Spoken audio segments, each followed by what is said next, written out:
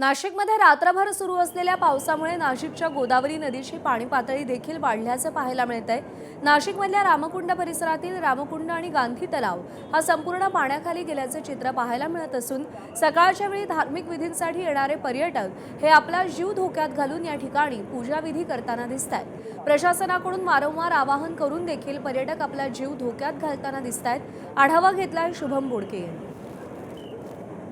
नाशिकच्या त्र्यंबकेश्वर सोबत घाटमाथ्यांवर रात्रभर सुरू असलेल्या पावसानंतर नाशिकच्या गोदावरी नदीची पाणी पातळी देखील आपल्याला वाढताना पाहायला मिळते। मी सध्या नाशिकच्या रामकुंड परिसरामध्ये आहे। आपण जर या ठिकाणी बघितलं तर गोदावरी नदीची पाणी पातळी देखील या ठिकाणी वाढताना पाहायला मिळते। समोरच्या गांधी तलावाचा परिसर जर बघितला तर संपूर्ण गांधी तलाव हा ओसंडून वाहतोय आणि एकूण जर बघितलं तर सकाळच्या सुमारास या ठिकाणी ज्या पद्धतीनं अनेक पर्यटक हे गोदातीरी या ठिकाणी दशक्रिया विधी असेल किंवा जे धार्मिक विधी आहे ते करण्यासाठी येत असतात, ते सगळे या ठिकाणी पर्यटक आपल्याला पाहायला मिळत आहे। खरं तर आज पर्यटन स्थळ जे आहेत ते बंद करण्याचा निर्णय जो आहे तो जिल्हा प्रशासनाने घेतलेला आहे।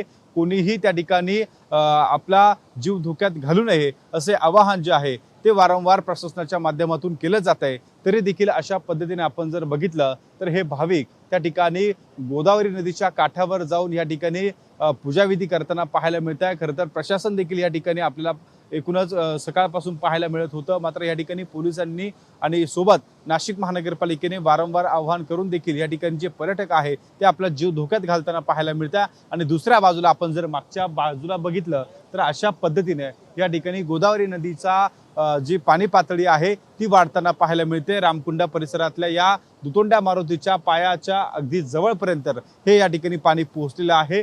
या ठिकाणी सीताकुंड असेल, गांधी तलाव असेल, रामकुंड असेल, या ठिकाणी हे संपूर्ण पाण्याखाली गेलेलं आहे। तर समोरचा जो भाग आहे आपण जर बघितला तर तो देखील त्या ठिकाणी पाण्याने वेढल्याचं पाहायला मिळते। येणारा जाणारा जो मार्ग आहे त्यावरून देखील पाणी वाहताना पाहायला मिळते। त्यामुळे दुसऱ्या नदीच्या एका काठावरून दुसऱ्या काठावर जाण्याचा जो मार्ग आहे तो देखील त्या ठिकाणी पाण्याखाली गेल्याचं आपल्याला एकूणच पाहायला मिळते। त्यामुळे प्रशासन वारंवार आवाहन करत आहे त्या ठिकाणी नागरिकांनी देखील आपला जो जीव त्या ठिकाणी धोक्यात घालू नये, त्यामुळे कोणतीही त्या ठिकाणी आपत्ती घडू नये यासाठी देखील प्रशासनाला सहकार्य करण्याची जी भावना आहे ती खरं तर नागरिकांनी ठेवली पाहिजे आणि एकूणच सहकार्य करत असताना प्रशासनासोबत देखील त्या ठिकाणी उभं राहिलं पाहिजे अशी सध्याची परिस्थिती पाहायला मिळते। एकूणच नाशिकमध्ये पावसाचा जोर हा वाढताना पाहायला मिळतोय आणि अशा परिस्थितीमध्ये प्रशासन देखील आपल्याला त्या ठिकाणी काम करताना दिसून येते आणि नागरिक देखील आणि पर्यटक देखील या ठिकाणी आपल्याला जीव धोक्यात घालताना पाहायला मिळत आहे।